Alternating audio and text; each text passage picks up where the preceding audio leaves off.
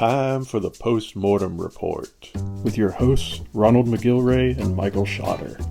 Each month, these sultans of speculative fiction take a break from bending reality to ask one burning question. What cool stuff got buried in the social media graveyard while people were busy yelling at each other? Well, there's only one way to find out, so let's dig into it.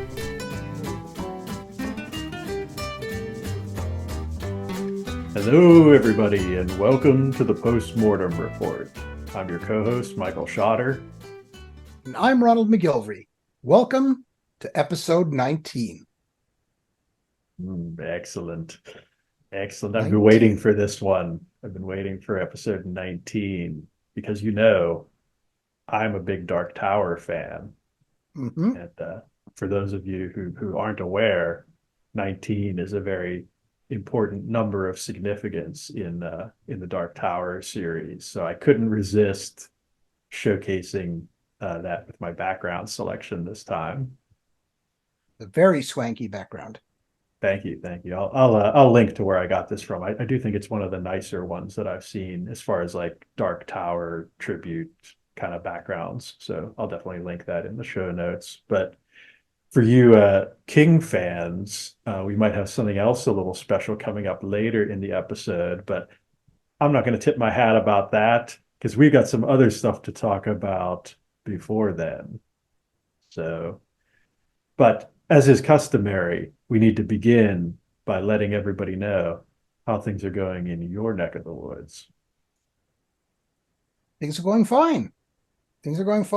I broke 5,000. There you go. First blooper of the day. Oh, nice. I broke 50,000 words.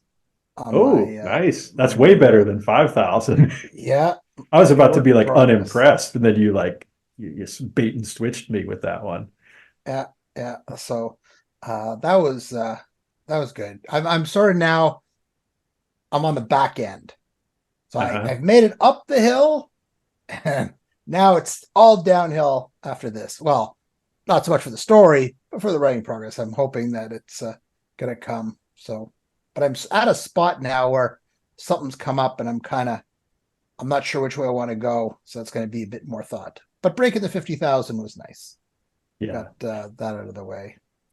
That's a really nice feeling, getting to that point in a project where you kind of know, like, you're in the home stretch, right? Where you're kind of like, okay, like I've done the heavy lifting for this, right? And now I kind of get to not cruise. Maybe cruise isn't the right word, but it's all downhill. You've got the momentum working in your favor at a certain point.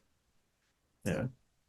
I was and on sort of the topic of writing, here's a bit of interesting news.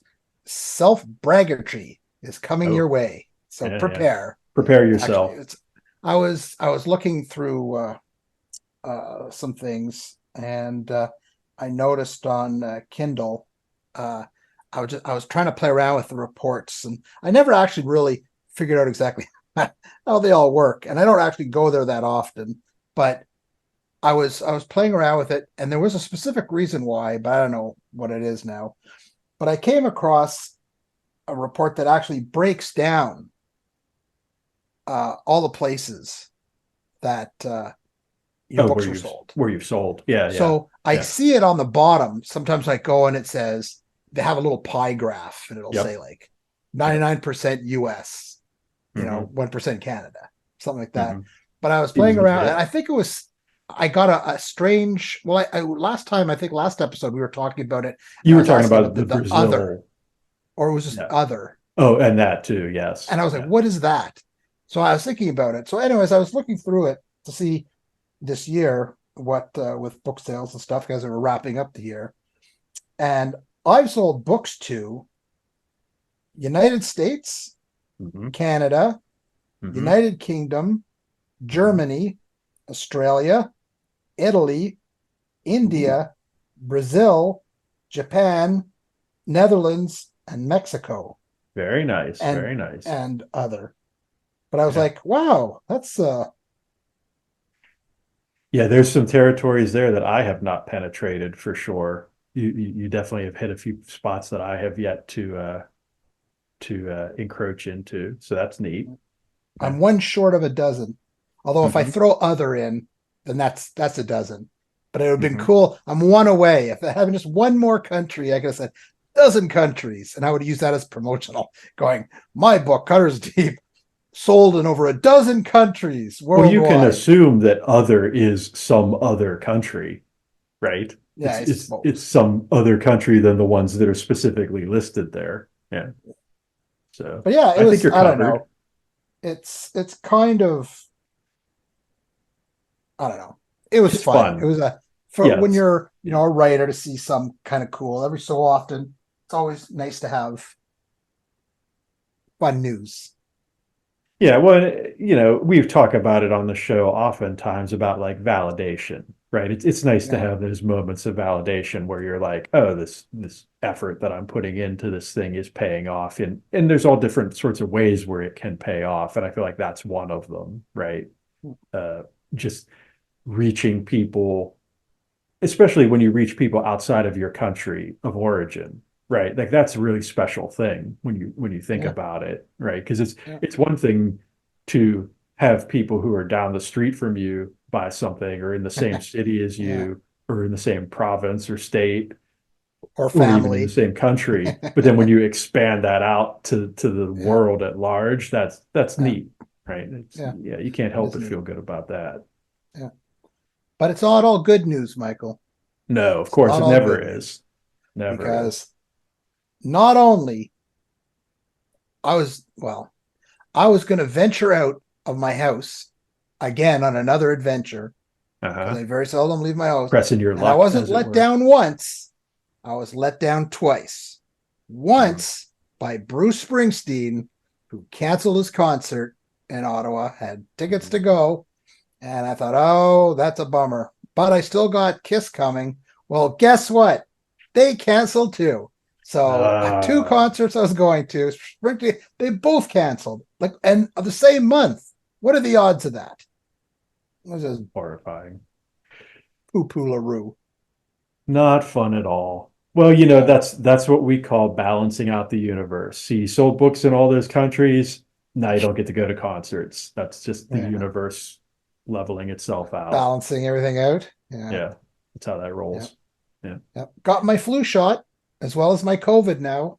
That's good. Fully Yeah. disinfected. Excellent. I am ready to go for the winter. Very nice. I'm gonna go. Gonna go. Oh, I was picked as one of Book Nook Retreat's top reads for 2023. Oh, Another yes, yes, fun yes, little thing. yes. Very nice. Yeah. Yeah. We can throw that up. I'm sure I can dig that up somewhere. Yeah.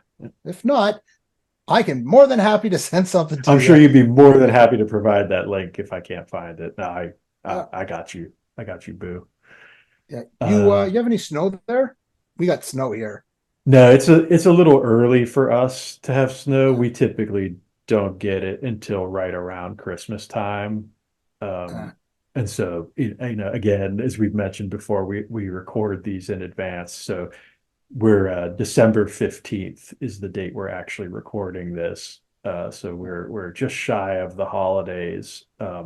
And snow has not. I think we had like a little dusting one night, where it's like a little bit of frost on stuff when we woke up the next morning, but that's about it. Not us. We got a big dumping, but the weather's been warming up. They say today it's going to go up to 8 degrees. Ooh, So it's starting to melt. So by the time and it's in the pluses for like the next 3, 4 days. So there's a good chance by the end of next week there might not be any snow left, yeah, but we shall nice, see. nice.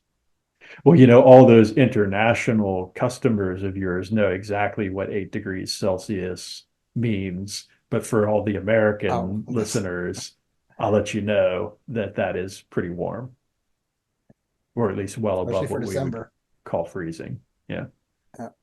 But Yeah. it's changed in the day though, because when I was a kid, I mean, I was shoveling just after Halloween. Hmm. It Hmm. was. But now, yeah, it's like we've lost 2 months of winter up here. it's almost as though something's happening to the climate. Oh, wait, we probably shouldn't talk about that. That's a, don't any hate mail. Yeah, exactly. So, Yeah. but Anyway, whatever. What about you? Anything new or exciting? well, I have been down this audiobook rabbit hole for the past several months, Uh-huh. but I am pleased to report that by the time everybody sees this episode, the audiobook is done. And All right. will probably be coming out sometime in March, but I haven't pinned that down exactly yet. I'm still working out the details of that and the whole publishing scenario and all the stuff associated with that. However, the project is basically kicked in the butt as the time of recording this. And I'm very pleased with the results. I think it came out really well. And I'm happy to inform everyone that the book that is actually being represented by this project is my first novel, The Big Men, which was published back in 2017. So this will be, I decided to go chronologically with my releases with the audiobook thing. And so I'm starting with my first release for that. And yeah, I think people who are already fans of that book will really enjoy it. And I think also people who maybe slept on that book because let's face it, back then nobody knew who I was. So yeah, that's one of those books that is more of a deep cut in my bibliography. I think this will be a great opportunity for people who maybe came to me later in the party to circle back and get to experience that in a whole new way that I think they'll enjoy quite a bit. So really excited about that. It was a ton of work and will be very interested to see how people respond to it when it does become available. Yay. Keep an eye out, everybody. It's Mm-hmm. coming. Mm-hmm. Oh yeah, more to come on that for sure. I'm sure I'll be talking about that at least briefly in the next few episodes as details get pinned down and things start happening with that. But yeah, just having the project done is pretty great. It's a major relief uh, to have checked that box because I at a certain Can point in imagine. that process I was really wondering what I had gotten myself into. Yeah. So yeah. Hmm. So anything else going on that you would like to tell the nice people about? No, I think I had everything. All right. Well, Got everything for today. with Because all there's other that stuff taken, coming. oh, there's always other stuff coming. That's why you have to Exactly. subscribe and, click the Exactly. notification bell and all the goofy YouTube stuff that makes sure you don't miss episodes and stuff. That's all right. Um, So, but yeah, we'll save all of that for the future. However, that means, much to oh, everyone's delight, oh, I do have something. you I forgot just something, noticed. didn't you? Well, I didn't forget. I just thought of something. Uh-huh. Episode 19, not only is it cool because it has something to do with Mr. King's books, Hmm. but it's also our last episode in its teenage years. It will Oh no yeah, longer be teen. We'll be a yeah, full grown adult at 20 yeah, the next episode. yeah. Well, and that's that nice. I know you like nice round numbers, right? So episode 20 is going to be a special one because that'll be like another sort of anniversary for us. Yeah. What is that? Oh man, how do the wedding anniversaries go? It's like I know the significant ones start at like 25 is silver, right? It's the Yeah, something silver like that. wedding anniversary. I forget what 20 is. I know We'll there's have to like look it up. every so many years, there's like a item of significance associated with wedding anniversaries, but I'm not sure what Wait, 20 is. I'll find it and throw it up on the there you screen. go.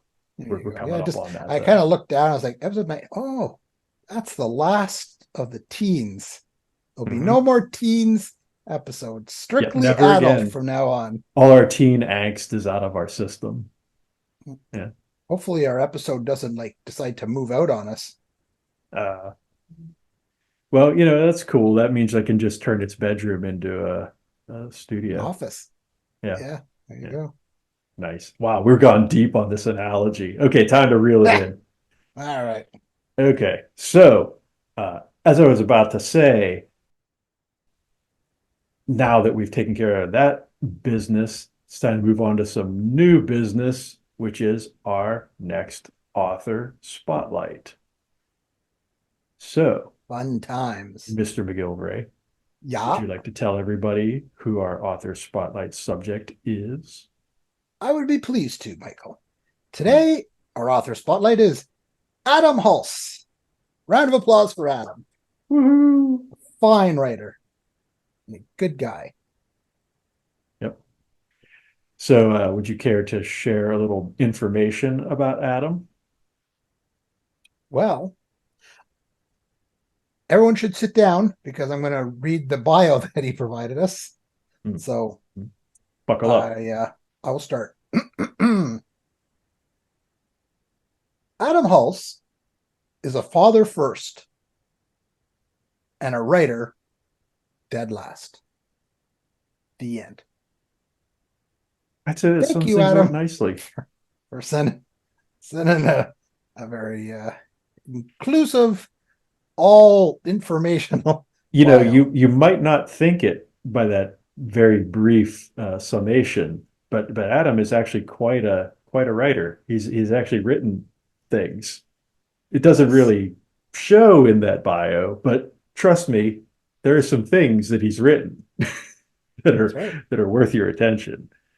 Yeah. Uh, So, but yeah, but I get it. I get the humor of what he's done there. I can appreciate it. exactly. So I mean, it's good to be a father first. Hmm. Well, and at the end of the day, it's important to summarize your what's important to you, right? So Exactly. I feel like he's done that nicely there. Yeah. But I wouldn't put a writer dead last though, because he's put out some fine books. Yes, yes, that's kind of what I was getting at. And let's go ahead and let people know about some of those books. So we're going to focus on just a few of them.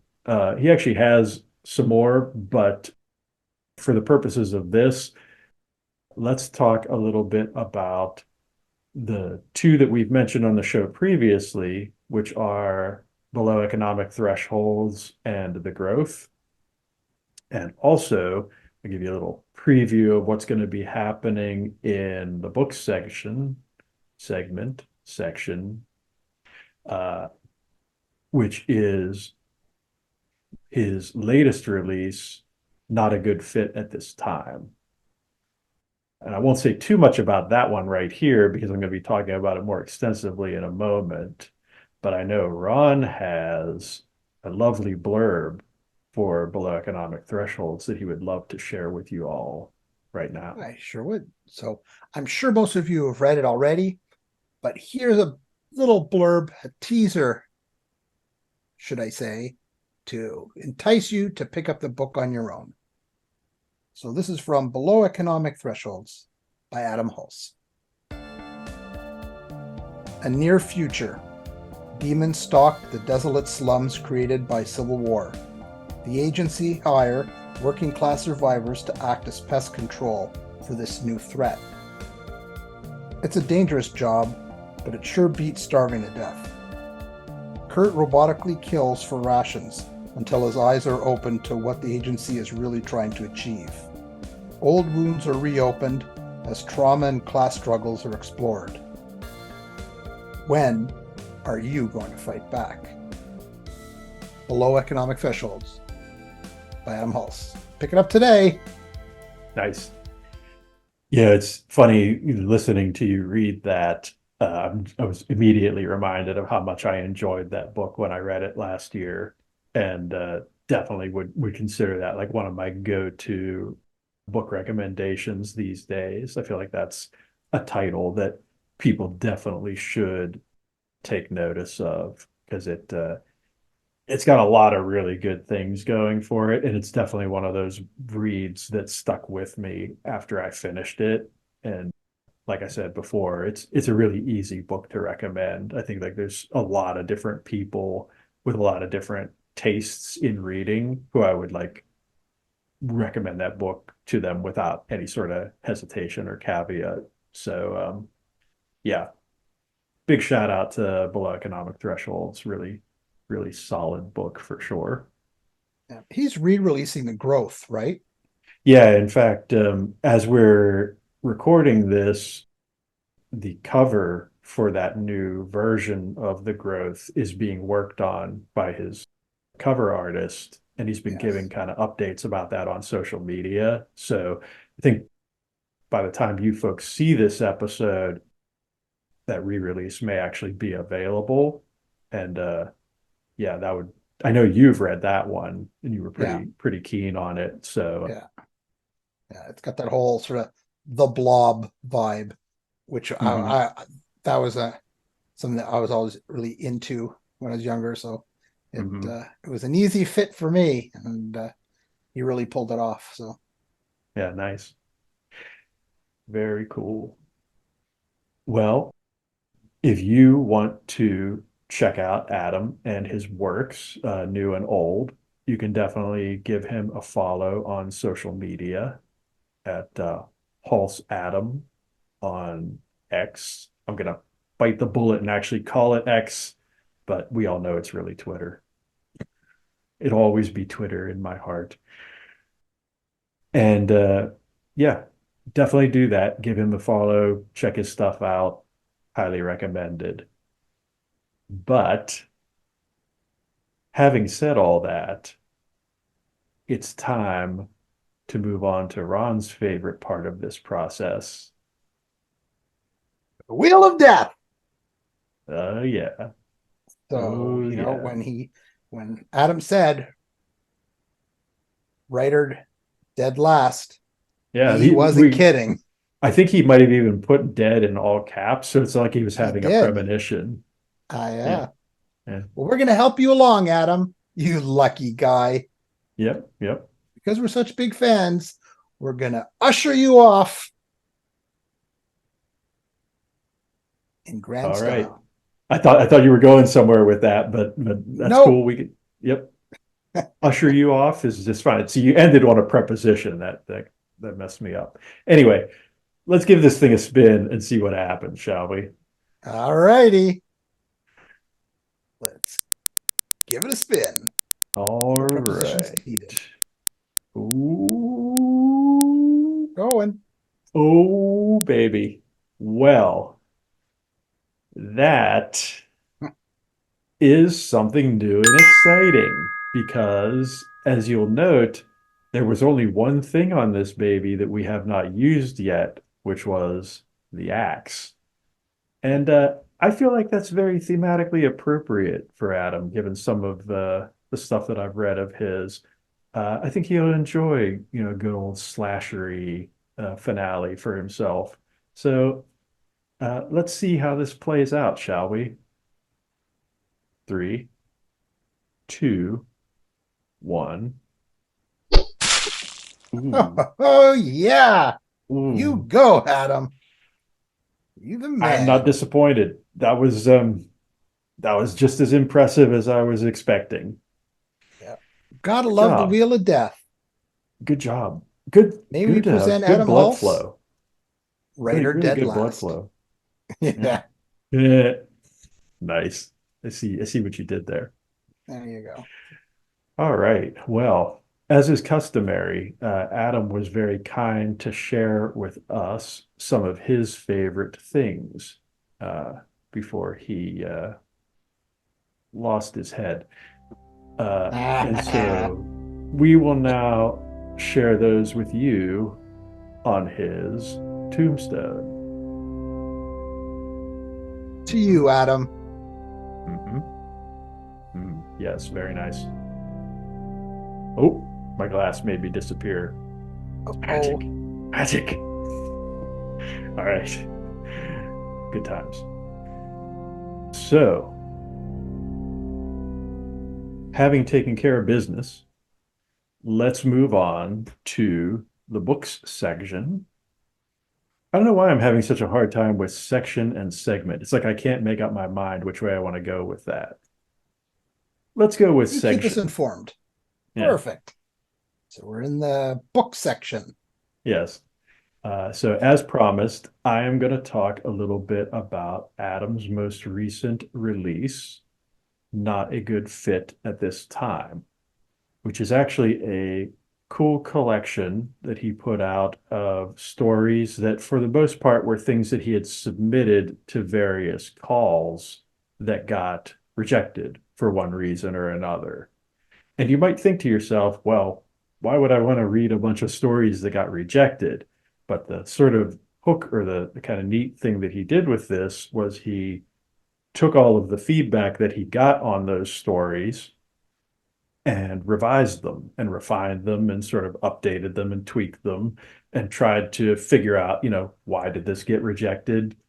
Is there something that I can do to improve it or enhance it in some way and kind of bolster it? Or, was it just a case of like this story wasn't a good fit for the particular call that he submitted it to? And I would say the thing that I found, having read the book, is that all of the stories are actually quite good. And you could say a lot of that is as a result of his improvements and refinements that he made to them. But in certain cases, he talks about the fact that some of the stories actually didn't change very much from when he originally wrote them. And I think that just goes to show that sometimes a story is a really good story, but it's just not a good fit for a particular venue, right? And one of the really neat things about this book is at the end of each story, he has a little note where he goes on for a few paragraphs and talks about where he submitted the story, why it was rejected, what, if any, feedback he got, what, if any, changes he decided to make, basically kind of breaking down the whole process associated with how the story got created, how it may or may not have been refined, and what motivated him to include it in this collection.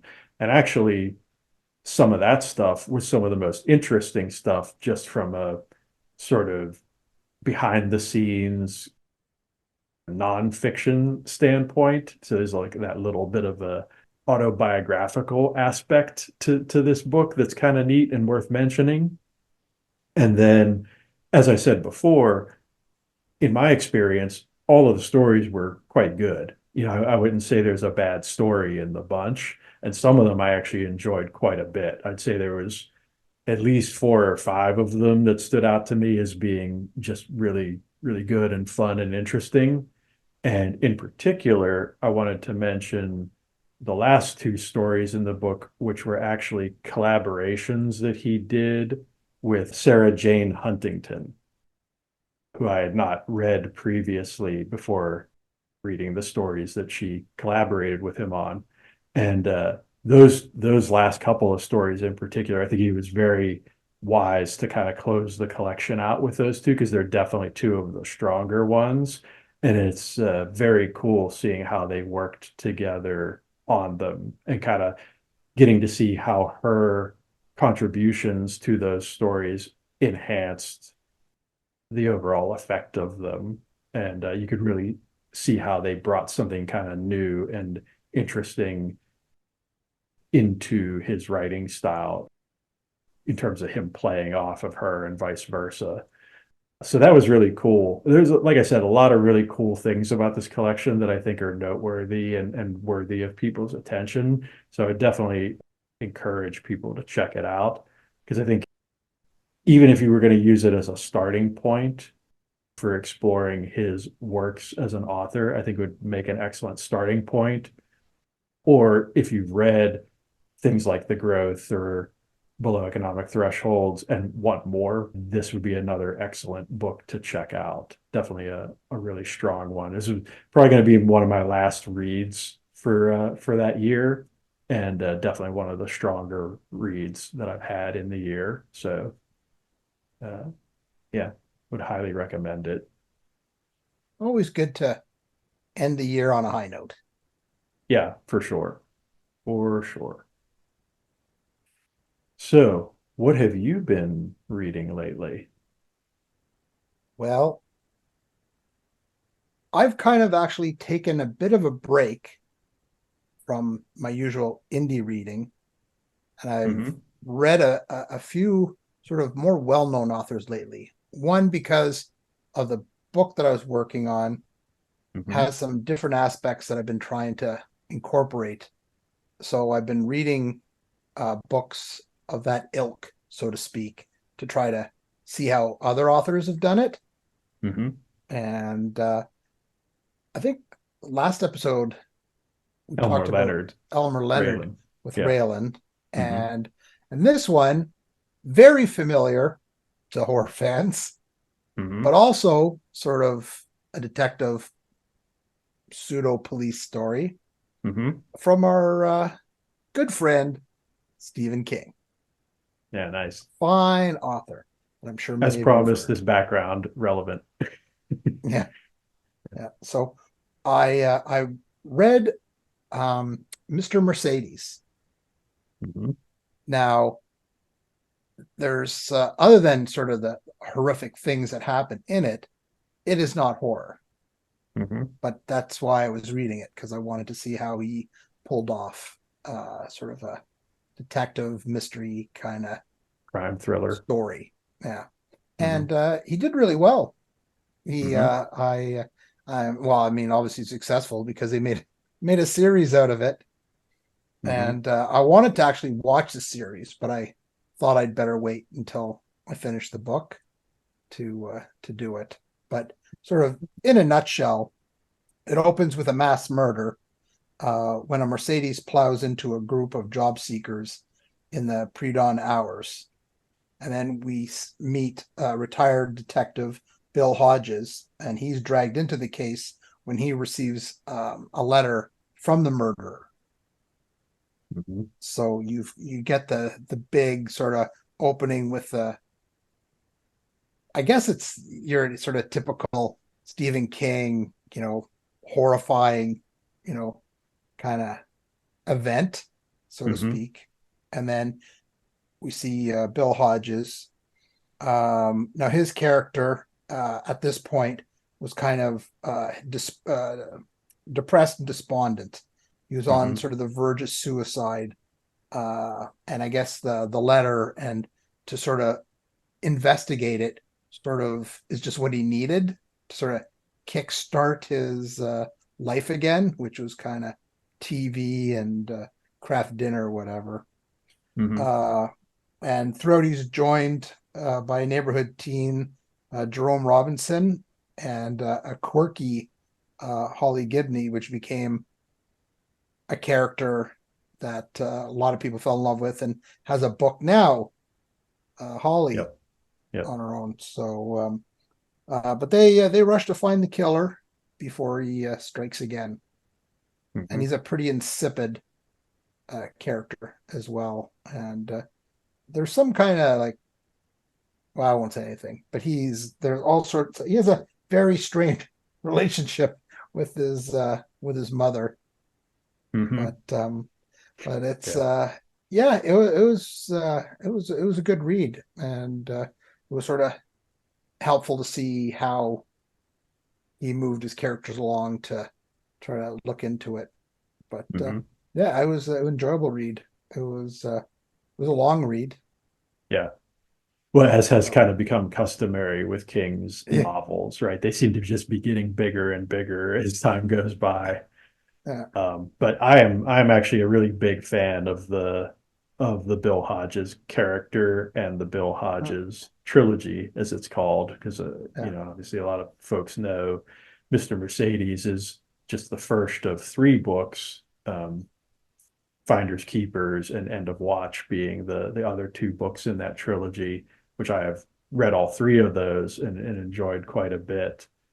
So I have to ask, having read that book now, are you curious to continue with it? Do you think that's something you oh would yeah. continue with? I'm gonna read them. I'll even read Holly, but right Mhm. now I'm still booting through books that are geared towards my investigation into sort of this aspect, so I can get my book done. Nice, yes, I will be going back into the world of Bill Hodges, nice, and nice. I'll be checking out the series on Yeah. TV. Yeah, I haven't checked out the series yet either, which is kind of funny considering how much of a fan of the books I am. But I guess Yeah, that's one of those things where I kind of felt like I had gotten my fill of it from the books, so I haven't really mhm, felt compelled to watch the series. But I wouldn't mind seeing, especially how the Bill character would be portrayed in a yeah, series would be very interesting to me because he really you get quite a bit of him in that first book, but where I think he really comes into his own and really is like a standout character is in the second book in Finders yeah, Keepers, is where I kind of really fell in love with him as a character. yeah. Um, and so I'd be real curious to hear what you think of that book, because that's probably my favorite of the three, Oh, really? that second one. Yeah, But yeah, that's cool that you read that. That was one that I jumped on right away. I think I read Mr. Mercedes right when it first came out, and I pretty much read the other two as they were released. That's probably like the last time that I actually did that with King books, where I was like kind of chomping at the bit to actually read them. Uh, yeah. so that's kind of a cool one. I'm glad that one came up and we got a chance to talk about it because it's definitely one of my favorites of his more modern stuff for sure. Yeah. Well, for me, ever since I got burned with the whole Game of Thrones thing, I just to wait around anymore. Maybe in my old age, I've been I just like I don't Mhm. got time to be waiting. Once you got all your books out, then I'll buy them all and I'll whip through them. But Yeah. this I'm gonna wait for another 3 years for a book to come out. Yeah. Well, it's So funny because with that one, if I recall correctly, I think Finders Keepers might have actually been done when he released Mr. Mercedes. uh-huh. And I think it wasn't even known that it was gonna be a series, right? It was one of those things where I think he released those books like all within like 12 or 18 months of each other because it was real quick, right? It was like bang, bang, bang. Okay, that we're done, right? And Yeah. I don't think it was even like a full 2 years from the time I read Mr. Mercedes to the time I was reading End of Watch. And like I say, I don't even think I knew at the time that it was gonna be a series. It was like more of like a pleasant surprise, right? Where it's like the second one came out and I was like, oh, more of this? Yes, please. Yeah. And then, obviously by the time the second one came out, I guess he knew or was done with it, or like we knew that the third book was going to happen, but it wasn't a long wait. It wasn't like a Dark Tower situation, right? Where I was literally waiting like a decade to read the next book. Yeah. Thanks for that, Stephen. By the way, I'm still salty about all the years I spent waiting for these things to come out. But anyway, I digress. Good times, though. Good times. Bill Hodges' trilogy is something I would highly recommend for sure. So I'm glad you enjoyed the first one. Yeah, it was good. I'm glad I had a chance to read it. It's just like I wasn't really because when it first came out too, it wasn't really horror. I was Mm-hmm. pretty well reading strictly horror. So I was Mm-hmm. like, I had so many other books on my TBR. I was like, oh, I'll get to it at some point. But it just so happened the project that I'm working on currently, But made it I a good just thought, oh, fit. I should do it. So I said, this would Yeah. be a good time to start Mr. Mercedes. And I'm Nice, glad I did. nice, nice. So, All right. Well, having said all of that, let's move on to another fun, frequent topic that I know you are pretty enthusiastic about, which is television shows. And you actually have two things to talk about this time. So take it away. alrighty. Well, the first one is a limited series. And it is The Fall of the House of Usher. Um, it was a really cool. I like the way that they tied everything in with Edgar Allan Poe. Um, it has siblings Roderick and Madeline Usher are the ruthless owners of a pharmaceutical company that they I wouldn't say they like stole it, but they they got it through nefarious means. We'll just say Yeah. that, and they became these like super powerful uh, pharmaceutical lords Hmm. and very rich. They have wealth, they have privilege, they have power, and they have one big ass curse on them, which is Yeah. unfortunate. Yeah. When their heirs start dying off one by one in gruesome ways, they try to do what they can to stop it. But there's a question: is it too late?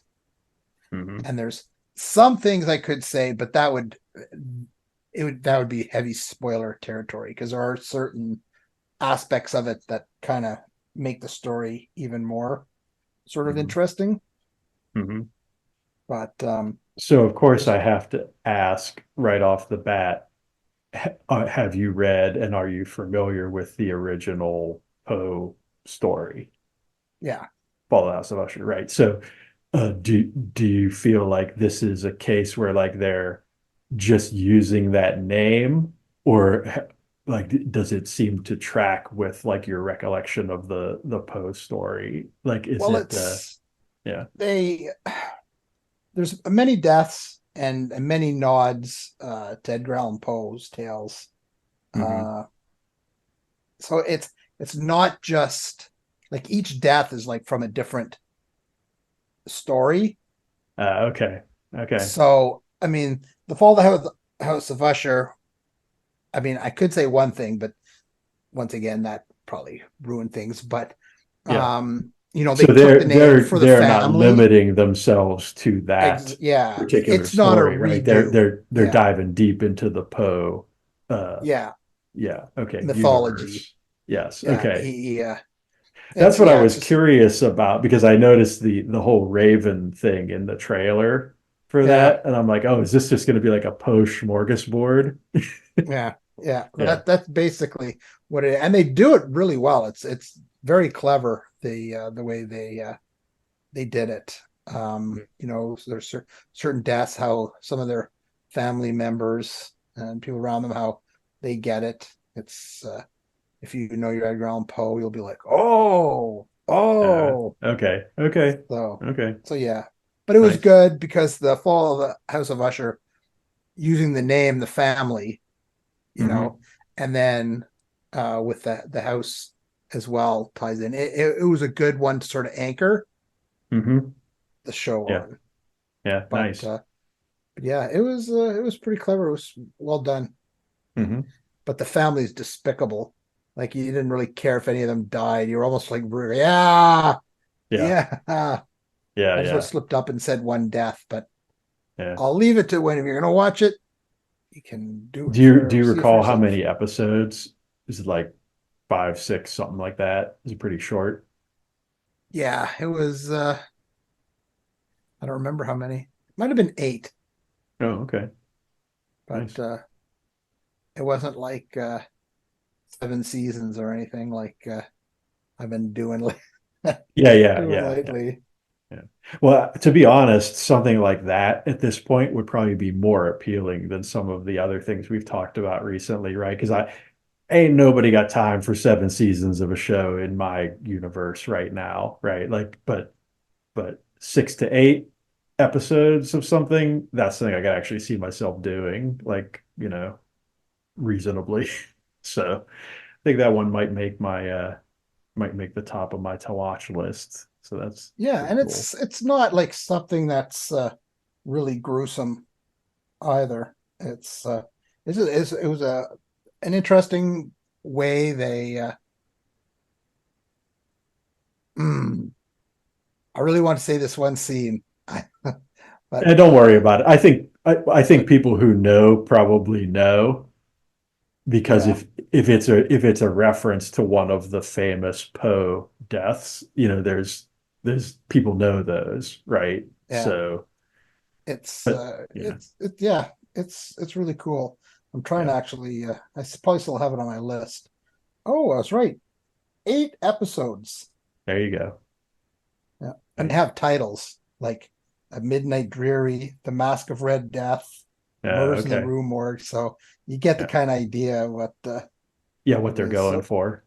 yeah, so Yeah. it's not like a 5 show one; it's 8. So you got to be committed, but it's not too That's long. not bad. That's not bad. Yeah, I mean, because a regular, modern TV series is usually about 8 episodes, 8 to 10 per season. So that would yeah, be kind of my expectation.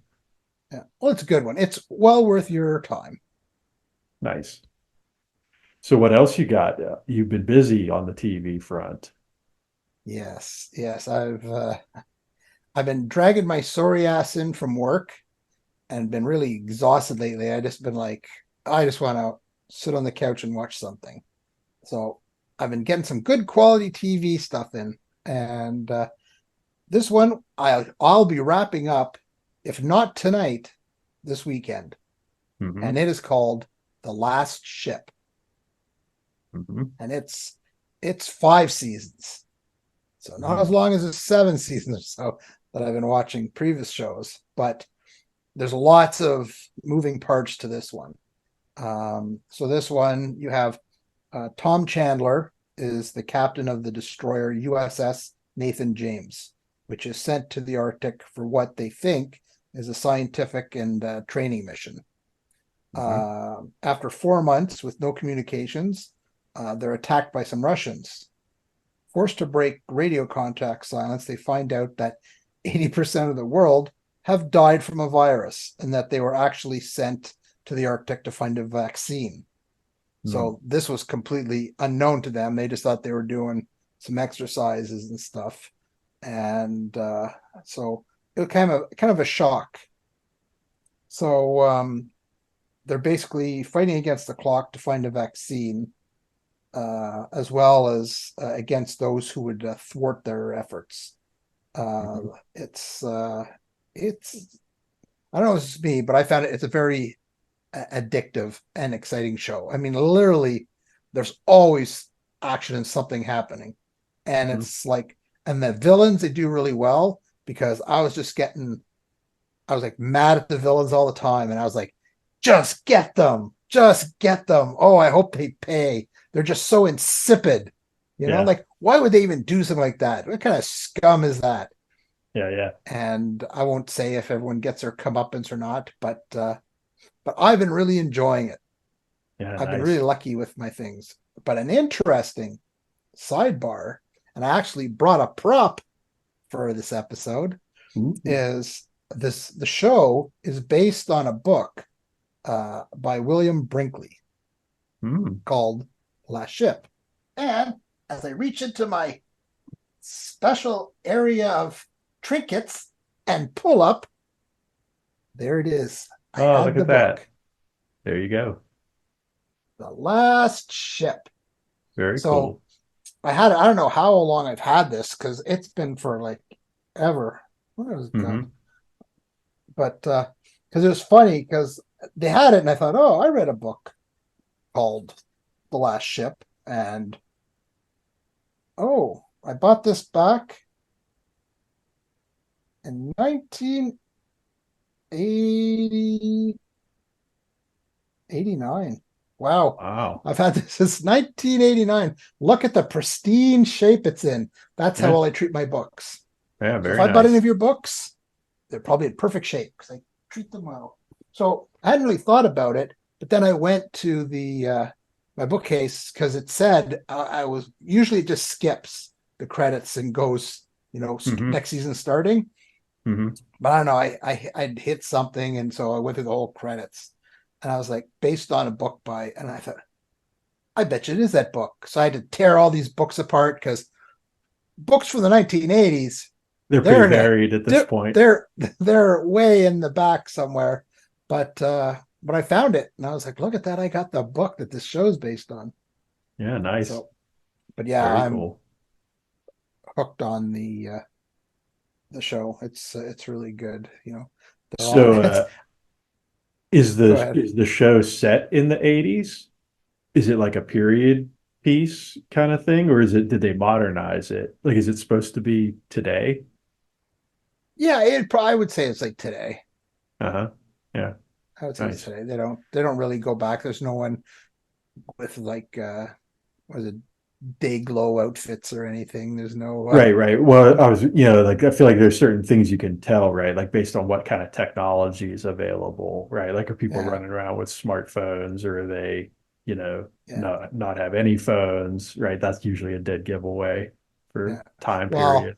Yeah. they they it's a lot of military stuff, so they've got all these like satellite phones and stuff Sure. like that. Yeah, So sure. they don't really dwell a lot on because when you only see them on the ship and with the Mm-hmm. scientists trying to find the cure until certain things happen, and then they interact with survivors. But when you've got like 80% of the world's destroyed, Right, I mean, right, infrastructure is destroyed as well. So right. they can play it. It was a pretty good excuse to do whatever they want. Yeah, It's like, well, yeah. why isn't that? Well, everything's down. You got no power, got no nothing. Right. So, but they did a really good job. But I guess it's weird watching it now because it's just like thinking about COVID and everything. If it had been, a serious one like this, like just how fast everything came apart and all the different Mm-hmm. ramifications that could have Mm-hmm. happened.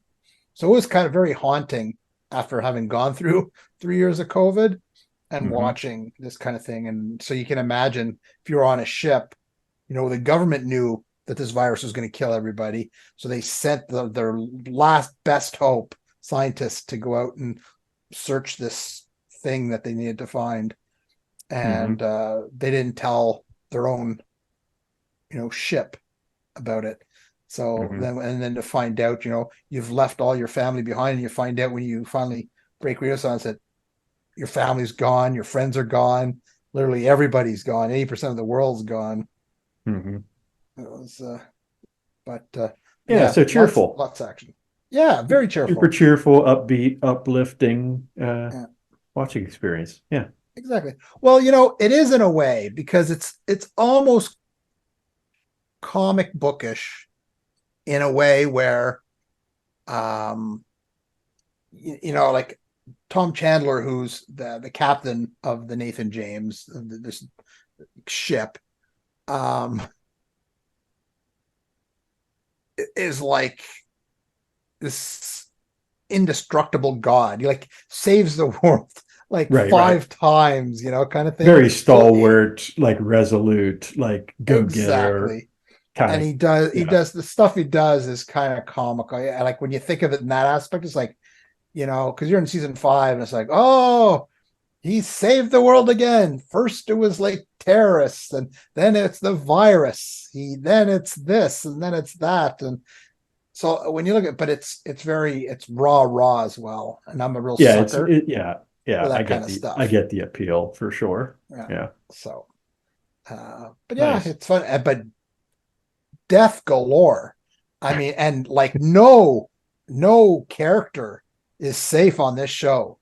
Yeah. Like people you've become invested in and Mm-hmm. stuff could be on the one show and they're dead. And it's so quick because like when you watch war stuff, it's just like you're walking down the road and a bomb's dropped on you, or you hit a mine, or a sniper shoots you, and it's so fast. And it's shocking in a way. You're just like you're invested in this character for 3 seasons, and then the person's on a mission and they run out of a bush and just gunned down. It's like, Mm-hmm. what? Like Mm-hmm. it was just, that's Michael. We were following Michael. I Funny. can't believe they killed. And then you turn around and then this plane comes out of nowhere, drops a bomb, and Ronald, he's gone too. Yeah, What, yeah. what is going on? So it is, yeah. But then it makes you madder at the enemy, and you're like, oh, you go, Tom Chandler, you make them pay. Yeah, nice, nice. So I don't know, it's fun escapism and lots of action. So if you like your action and kind of military with sort of a twist of alternate reality, I guess, and Mm-hmm. you didn't have enough of COVID, Yeah, if you haven't check had out the enough last ship. pandemic, we got some more Yeah, pandemic for you. there you go. Yeah, Yeah, last ship is right up your alley. nice. Well, one thing that you don't have uh, from the pandemic or didn't have during the pandemic was a lot of concerts or a lot of live music being performed. Mhm. And unfortunately for you, Yeah, I still don't. even post pandemic, you have not been having good luck with concerts and whatnot. But I know that that did make you want to talk about something music related. So you want to let everybody know what's on your mind musically. Well, since I couldn't see them, and I mean, Springsteen, I listen to, frequently enough. Kiss is kind of like we were talking about with Christopher. It's just like one of the, or Talking Heads, just one of the, I'm in a mood for specific type of music. And that Mm-hmm. was Kiss. And after the concert was canceled, I thought, well, I'm just going to play some Kiss and kind of Salve my rock out wounds. the best I can do in a bad situation. So I decided Kiss would be the topic, or my topic at least, for music for this episode. So how many Now times did I've you play double platinum? yeah, yeah. It's funny, ever since Spotify, I don't listen to a lot of albums anymore. Uh Oh yeah, you're I just listen hitting on random my on the my albums, yeah. I will, but on Spotify I just usually hit the playlist because then it just hits Mm-hmm. all the different songs kind of thing. Mm-hmm. And Mm-hmm. I still it's the older ones, probably because I listened to them in my youth and I know them all, but Mm-hmm. I've seen them. Luckily, knock on wood, I have seen Kiss several times, Mm-hmm. so it wasn't as much of a killer where I knew people who wanted to see them because they hadn't seen them and wanted to see them before it was the last chance because it's the last tour. So I Mm-hmm. feel bad for them, but Sure. I mean they put on a great live show. If nothing else, uh, you were going to make a comment? Oh, I was just gonna say, yeah, I've seen them. I've seen them once. I saw them when they were double headlining with Aerosmith back in Okay. the early 2000s. So I have seen them. Yeah. Yeah, I would say it's more of a theatrical show than a concert because Mm-hmm. sometimes I'm almost suspect if they're actually singing because I know they use a lot of pre-recorded Yeah, a stuff. lot of backing tracks and stuff like that. Yeah, Yeah. Yeah. and uh, but you go for the spectacle, Sure. and the songs are really catchy. I mean, they've got a Mm-hmm. long list of hits that Mm-hmm. are very entertaining, although maybe a bit juvenile, but Yeah. still fun to rock out to. Well, you were talking about like sort of rah kind of stuff, right? Like Yeah, I think it's pretty hard to like listen to something like Detroit Rock City, right, and not want to just pump your fists, right? It's yeah, or like any number of their songs, right? Like you're just fist yeah, pumpers, yeah. yeah. And I dressed up a few times as a Kiss member, usually as Gene Simmons' character, the demon, Nice, on Halloween and stuff, and Halloween parties when I was nice. after I stopped having to go door to door and was more the parties. So I did that a few times. But Hmm. I was trying to come up with like the best sort of songs that I liked, and I came up Hmm. with the four that I liked the best, and it was like "Rock and Roll All Night," Classic, yeah. "Detroit Rock City," Hmm. "Hotter Than Hell," Hmm. and a controversial one Oh. is "Christine 16." Now, I Hmm. loved that song when I was younger, but I had no real idea What what it it was was about. about. Yeah, Yeah, I didn't yeah. understand that it was about, Right, some older guy that wants right, this young right. 16-year-old girl. And I just thought, the chorus, everything was really cool. The music was really good. It was very catchy.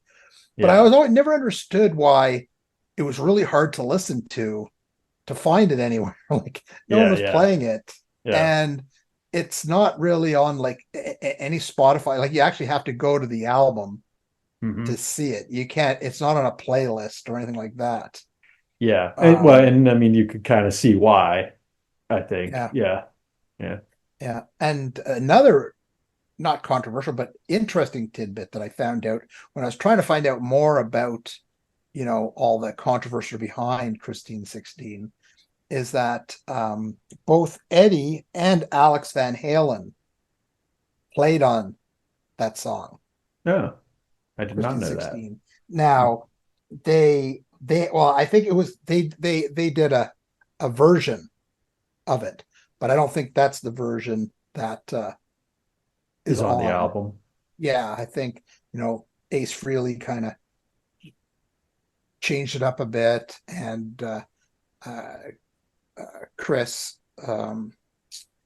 he kind of jazzed up the drum a bit, Hmm. but there was talk that they were already looking. Gene and I guess Paul were looking to maybe get rid of Ace and Chris Yeah. Yeah. and replace with Eddie Van Oh. Halen, his brother. Oh, okay. Now, could Okay. you imagine? There would have been Wow. That would have been a very different timeline. Yeah. no Van Halen, and Kiss would have been much Man, that would different. have been crazy. Yeah, Yeah.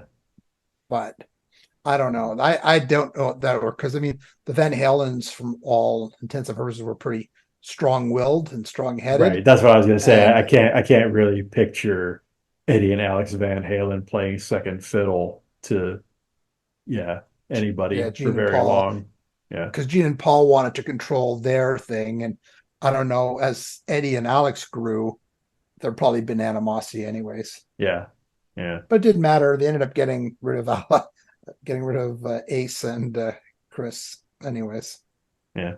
and moving on. So Interesting. Interesting. That's a deep dive. Man, you did a deep dive on this one. yeah, well, I was thinking. I just before I started talking about going, yeah, Christine 16, because literally it was one of my favorite songs back then. Before I said it, and then it was just like, oh, can't believe you mentioned that song. I knew there was a controversy. I just wanted to see what Get out in exactly front of that. it Yeah. all exactly what it Well, was. it is funny because, like there are definitely a lot of songs out there that have like really great catchy hooks or grooves or whatever, but if you listen to the lyrics of them, there are definitely some questionable lyrics floating around. Yeah, Yeah, yeah. yeah, So, for but sure. yeah, it was sad that I missed it. But I'll be able to, and they're retiring supposedly. So, but they'll Yeah, always be supposedly. around. Lots of videos of them all over Mhm. YouTube. You got DVDs, Spotify. So Mhm. Kiss lives on forever. Nice. Yeah, bit of nostalgia today. Yeah, there you go. Well, speaking of nostalgia and concert experiences, you were talking about wanting to talk about them because of the whole concert getting canceled, which made me think about like some of my best concert experiences. I've talked a little bit about that on the show in the past, obviously bands like Rush, and I've mentioned U2 before, like what a great show they put on when I saw them live. But I Mhm. think like one of my easily top three concert experiences was actually Tom Petty and the Heartbreakers, because I happened to see them at a venue around this area, which it used to be called Star Lake Amphitheater. Its name's changed a few times, but it's basically a big outdoor venue, about Okay. 45 minutes southwest of Pittsburgh. And they've had many great shows there over the years, but this Tom Petty concert is noteworthy for me because it was in the pouring rain, and not just like the drink drizzle or a little sprinkle here or there, but Yeah. like that big ice cold gigantic raindrops, spring rain, right? Like that April showers type rain Yeah. where it's like every drop that hits you feels like you're getting a bucket of water dumped on you. And so that was like a 3+ hour show in the pouring, miserable, freezing cold rain. But it didn't matter because the show was so amazing and they were so amazing and like they literally played. So this was the Echo tour, the album Echo, which is one of their later albums, right? It's kind of like mid 2000s. I think that album came out, or early to mid 2000s. So they basically had their entire discography at their disposal for that show, right? And so they literally Right. played like every hit, every deep cut. I think they even played some of his solo stuff mixed in there here and there. And it was just such an amazing show. His voice was perfect. The band was perfect. Like every note, every like moment was just so spot on great Yeah. that I didn't even care that I was miserable getting dumped on with freezing cold rain for 3 hours. And I feel like that's the ultimate testament of like a band like being at their A game. Yeah. Yeah. What are they like live, other than Oh, musically? Are they? so they aren't like a particularly energetic band, right? Like it's not like Yeah. they're dancing around the stage really like going crazy. And they Uh, don't really have a particularly spectacular stage show either, right? Because like, as a sort of basis for comparison, right? Like Rush, who I've seen many times, they're not exactly, the most like flamboyant on stage, right? Like they have a yeah. great show, right? They Yeah. have great stuff around them, but they're not energetic necessarily. They just Yeah. kind of stood there and did their thing for the most part, right? Yeah. Tom Petty kind of similar, right? But Okay. but the difference there being like he didn't have all of the lasers and the pyro and the lighting and all that stuff, right? And in a way, it actually was kind of neat because without all of that stuff, you really have nothing to focus on but the music, right? Yeah. It is literally about just observing them performing and taking that all in. And without all those sort of other distractions or all those sort of other things there to bolster it, it really Yeah. did just come down to like his voice and their playing and just how tight everything was and how great everything sounded to the point where like I honestly think a lot of those tracks that they performed were better than like the album versions. Like they just Okay. sounded so good and they were so on point. And you could tell like they were so tight as a band and so practiced and like so Yeah. dialed in with their performance that it was actually kind of awe-inspiring, right? Because they didn't even I don't even think they took a break. I think they literally played for like over 3 hours straight. And it was Mm. just like insane, right? Yeah. Like every song was like so perfectly executed. It was almost like unbelievable how good it was. Yeah. Um, and so that was kind of one of those things, right? Where like having seen that show, I never had any desire to go and see them again, right? Because I'm like, Yeah. there's nothing that's going to top this experience, right? Like Yeah. they nailed it so thoroughly that like I'm sure if I'd have seen them on any other day or on any other tour or whatever, like I probably would have been disappointed, right? Because there's nothing they could have done that would have been any better than what they did, right? Yeah. And so that's just one of those experiences that's just like burned into my brain forever because it was almost like awe-inspiring, just like the level that they were performing at and to do it for like that long uninterrupted and just crush it like that was just mind-blowing. So that's definitely, like I said, it's right up there. Like I would put that up there as like one of my all-time favorite concert experiences for sure.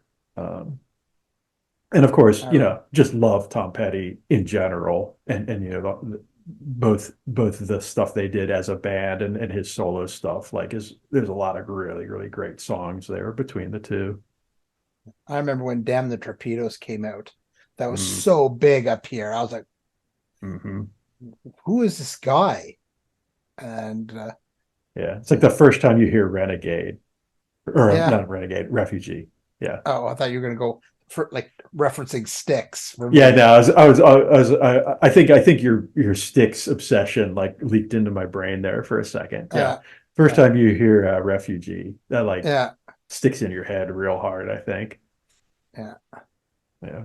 But yeah, great stuff. Definitely was sad to see him go for sure. Because I feel like Absolutely. they probably still had some good music in them, and in him even doing solo stuff. Because some of those recent albums that he did right before his passing, like that Hypnotic Eye album, was really good. Like in 2015. Mhm. Uh, that one that has like the one solo album he did with the rocket ship on the cover. It's called like something Traveler or Highway Companion, I think it's called. That was a good one. So like he was still putting out like some really good music like right up to the end of his life. So Yeah. it's definitely a bummer that he's not with us anymore. Well, here's a tip for you, although it's only half a tip because off the top of my head, I can't remember where it is. But I saw just the other day a trailer. There's a documentary Hmm. on the making of one of his albums Oh, nice. that's just been released. It's is it on Prime or Netflix? And I was looking at it, I thought that looked really cool. Yeah, And it's I a have to new hunt one. that down. When it's funny how like even since his death, right? Like he's still been very much in the public consciousness, right? Like they just put out that new Grand Theft Auto 6 trailer, and I think that has a Yeah, Tom Petty song featured in it, and I think that thing's been viewed like a bazillion times on YouTube already. trying to look up see what it is, but yeah, sadly he's one I didn't have a chance to see live. Yeah. There's definitely a few artists who I wish I could have seen in their prime, who I never did get to see, and some people who I I'm really glad that I did get to see, and Tom Petty is definitely like high on that list of like I'm really glad I made the effort to go to that show because like I said, it was very memorable. Now, of course, having only seen him that one time, I can't say how consistently good he would have been, right? Because obviously, having seen Rush as many times as I have, I could say definitively that they were amazing always. uh, Yeah. but at least I can tell you that one show, the Echo Tour in Pittsburgh in 2003 or whatever it was, that was an amazing show. Well, here's my tip for you. It's called Tom Petty, Somewhere You Feel Free, The Making of Oh, okay. Wildflowers. Oh, okay, cool. Yeah, I've Yeah, seen I've seen some documentaries on the making of that album. That's definitely one of my favorites of his. yeah, But I'd always be curious to see more about that yeah. because that was a And very I'm interesting pretty album. Actually, one of my very favorite Tom Petty songs, "Crawling Back to You," is on that album. And I actually make reference to that song in one of my books because I love it so much. Yeah. yeah, so yeah, because I was flicking around and it was like new, I think, and I'm pretty sure it's Prime. And it was showing the making of it and how it was it was a totally personal album Mhm. for him and stuff like this, and how Mhm. they interviewed different people who'd worked with him and how it was it was he seemed really everything seemed to be gelling and he was like in a very happy spot. So But it was really interesting too because that album kind of came after the sort of critical disappointment of Into the Great Wide Open, which was like an excellent, amazing album, but like mhm. kind of like had the misfortune of coming out at a time where it kind of got buried a little bit, and I don't think that album got to be appreciated as much as it should have been because of like um, the circumstances of the world at the time that it was released kind of didn't give it an opportunity to shine the way Yeah. it should have. And I know like I'm pretty sure Wildflowers was like one of the first things he did after that. And so I felt like I've heard him talk about how that album was almost like a healing process for him, like creatively, after like the So you probably disappointment want to of that. check it out then, Yeah. being a big fan. Yeah. But Yeah. into the what was it called? Into the Into Great the Wide Great Wide Open? Open. Okay. Yeah, Yeah, that was a that's pretty big song though. Oh yeah, I mean there were hits off of that album Yeah. for sure, but I guess it sort of underperformed. Or Uh, like I think that's probably my favorite Heartbreakers album in terms of just like from beginning to end. I think every song is amazing. mm, Um, in fact, I think that might actually be their best album. If I had to, if you had to like, gun to your head, like what's the best Tom Petty and the Heartbreakers album? That might be what I would say. Um, yeah. and so I think they were kind of, I think he in particular was disappointed that that album didn't do better for them commercially, because I do think it is some of their best work Yeah. as musicians. See, I'd always have to go with Damn the Torpedoes. It was Yeah. so raw, so and it was so new to me. Like Hmm. I'd never heard anything quite like that. Yeah. Yeah. And I mean, I would definitely never snub Damn the Torpedoes. That's an excellent album as well. But um, I think there's this thing that happens with artists when they get to a certain point where they kind of peak musically, like they've mastered their instruments, or they've mastered their voice, or they've mastered the craft of songwriting to a yeah, certain extent, and you really get to see their full potential, right? And I think that's actually a really good um, sort of opposing way to think of it, right? Because like to me, Damn with Torpedoes, like you said, is like them at their like rough and ready, raw, like energetic, like beginning of their career kind of, yeah, just raw talent yeah, phase. And Into the Great Wide Open is like the seasoned veteran, like we are so badass at what we do. We're going to show you like everything that we're actually capable of and everything that we've learned from like 20, 30 years of making music. Right. And I think like both of them are equally awesome and equally valid, but they represent two very different things, is yeah. kind of how I would maybe pitch that. I Um, hear you. yeah. So yeah, good stuff. Tom Petty, good stuff. Kiss, good stuff too. But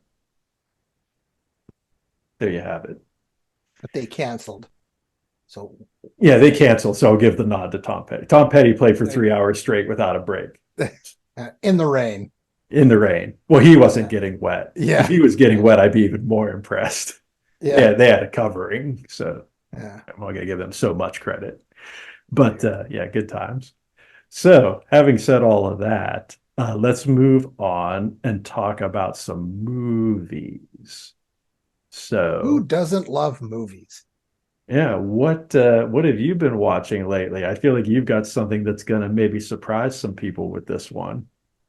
Well, it came out and they were pushing it all over the new release stuff. So I couldn't Mhm. help myself. And I decided to watch the brand new Indiana Jones movie.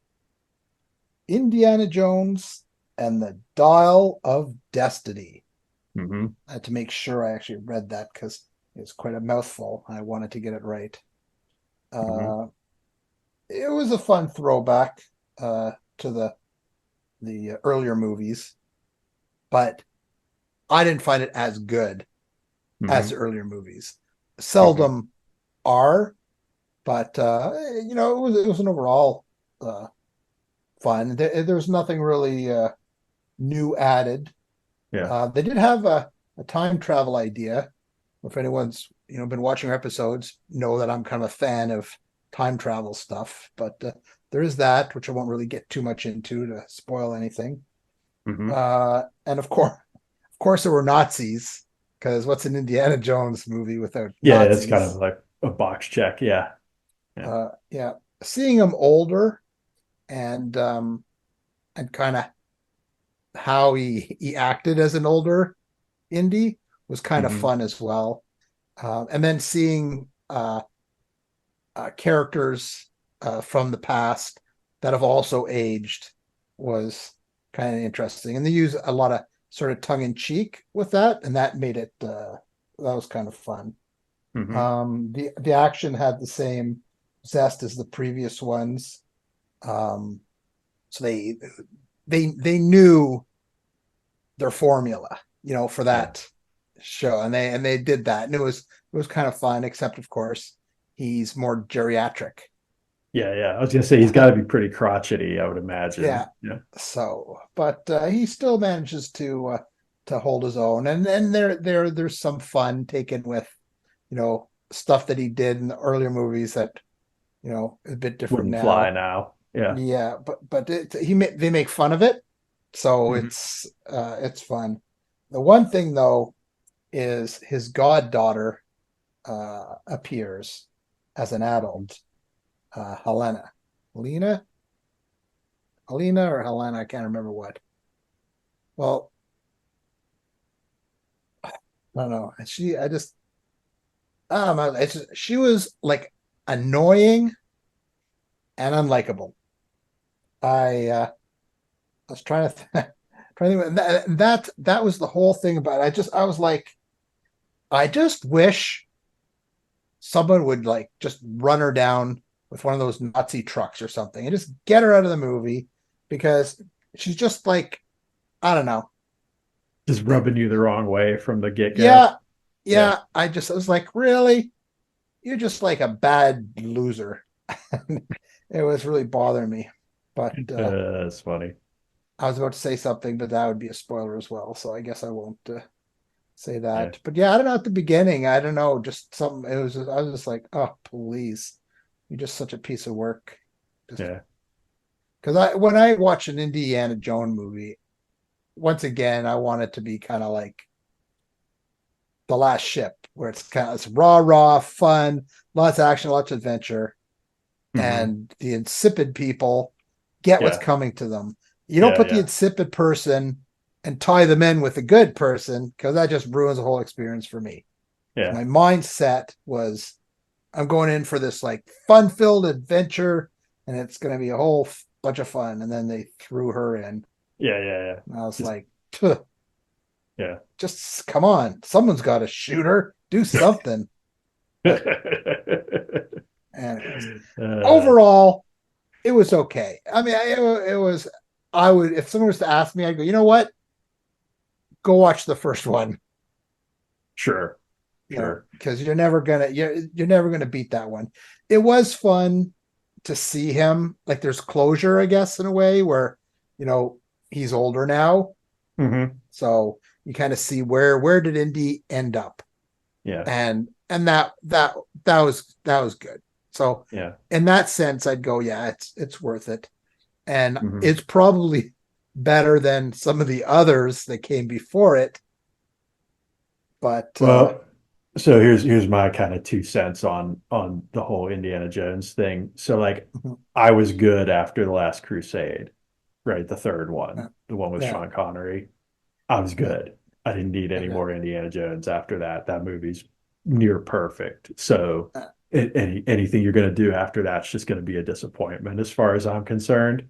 yeah, But I did end up watching Kingdom of the Crystal Skull and was sorely disappointed in that, which would lead me to think that I would be similarly disappointed in anything that would come after that. But I yeah, wouldn't be surprised if this was better than that because that was so bad yeah, that almost anything would be better than that by default. Uh, but having said all that, I would probably if it popped up on streaming and when I didn't have to go out of my way to watch it, I probably yeah, would because I'm a glutton for punishment. yeah, But like for me, that first one, Raiders of the Lost Ark, obviously that's the movie, right? That yeah, everybody should see. And that if I'm going to recommend somebody go see an Indiana Jones movie, that's the one I'm going to go for. But I also really like Last Crusade and think that's an equally like I feel like that movie's almost on par with Raiders in terms of like enjoyment level and fun yeah, factor and all that sort of thing. I was never really a big Temple of Doom fan. Like that one never really kind of clicked for me. Um, yeah, it's okay, but like that's the one I would have given a pass, uh, even of the original three. mhm, Um, but yeah, like as long as they check the right boxes with this new one, and it's not just like offensive right, to a fan of the previous movies, that I can get on board with it. I don't think you'd be disappointed. You may Yeah. well be annoyed Hmm. by his goddaughter, but maybe it's just Nice. me. Maybe I'm just a Nice. cantankerous, grumpy Yeah. person Yeah. set in his ways and didn't need that BS. But Yeah. I'll let you know if I watch it, if she's annoying, or if I yeah, find her as annoying as you did. it's Yeah. it's streaming on Disney, I think, Yeah. but I Nice. imagine it'll finally come out. Well, I don't know these days because I now mean, all these Disney streaming keeps their services. stuff on lockdown pretty hard Yeah, to really yeah, justify their piece of the streaming pie. So yeah. probably I wouldn't be surprised if you have to go there for that one for a while at least. Uh, but So check it out if it ever comes out, yeah, yeah. or if you're a I'm completionist. I'm open. I'm open to it. But speaking of things that I'm open to, I like my nostalgia. I like going down memory lane when it comes to movies. Uh, and I was going to mention something because I like to do callbacks to our previous episodes as well for those of you who may be new to the show and haven't seen them. Because this time last year, we were doing our Guilty Pleasures episode, which is a pretty fun one. You should go check out if you haven't seen it, where we talked about a lot of our sort of guilty pleasure movies and books and TV shows and what have you. But that kind of that realization that that episode was lining up with this one made me think about, oh, what would be like another guilty pleasure type movie that I could have put on in there in that episode.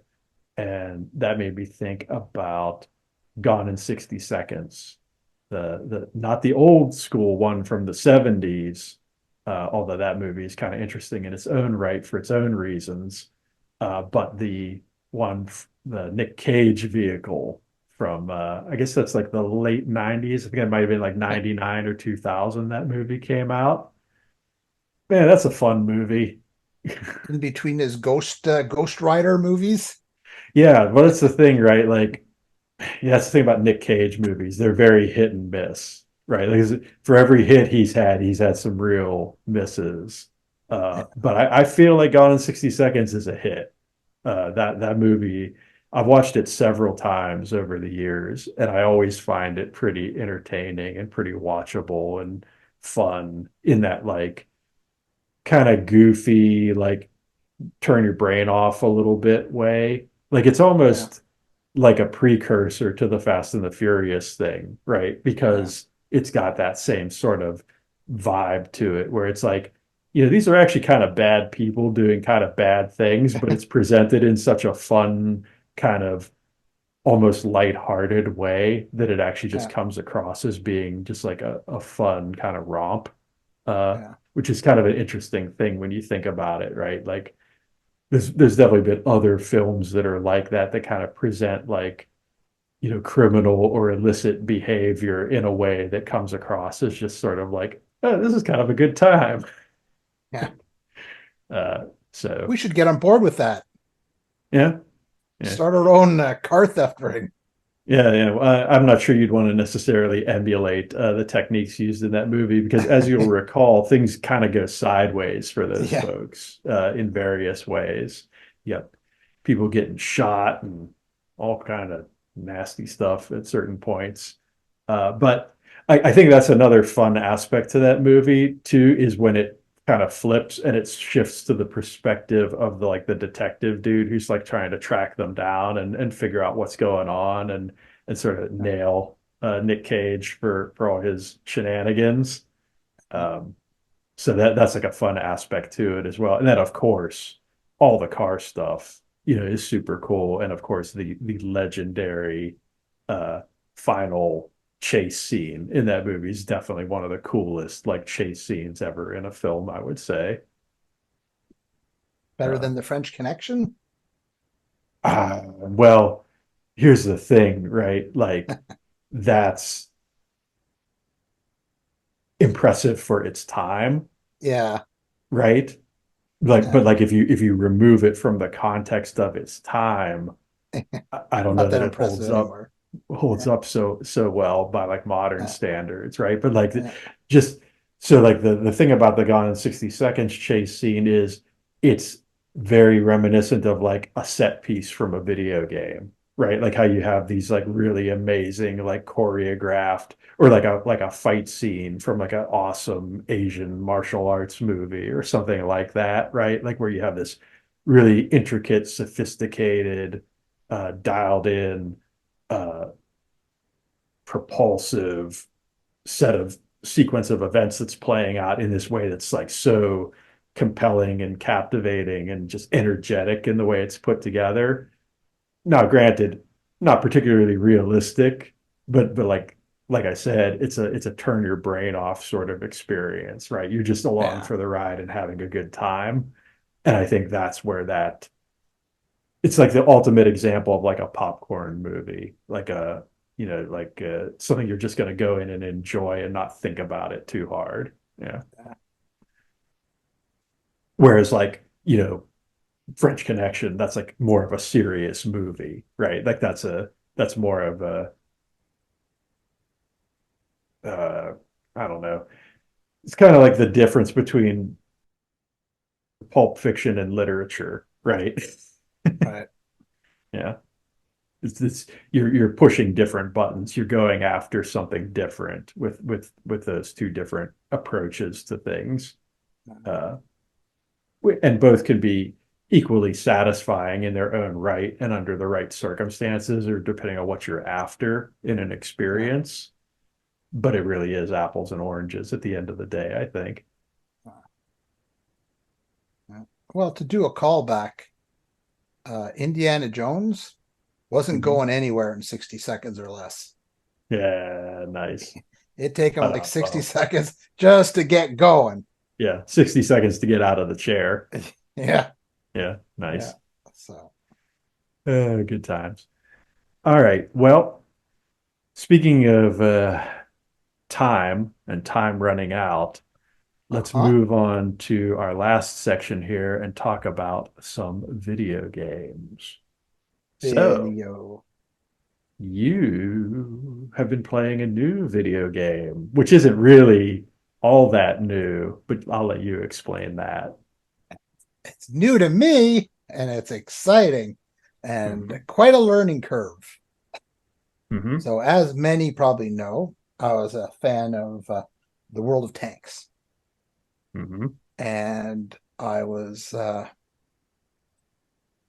I guess it started where I was just looking for something new to play because it was just like a tough week at work, and I was like looking for something new, and I stumbled across, just like I did with World of Tanks, something that you could download for free, Nice. and it is called the World of Warships. Hmm. So, after years of playing World of Tanks, I've moved from the battlefields to the high seas.